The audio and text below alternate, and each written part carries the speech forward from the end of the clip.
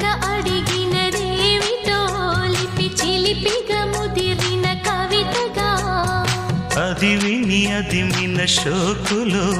ఉరి విడిచిన నెమలికి సవతిగా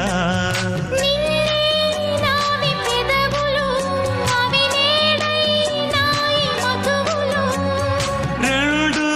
నాయి తనువులు అవి రేపవ్వాలి మనువులు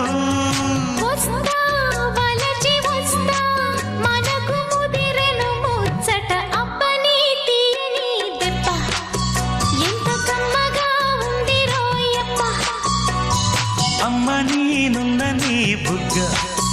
ఎంత లేతగా ఉన్నదే మొగ్గ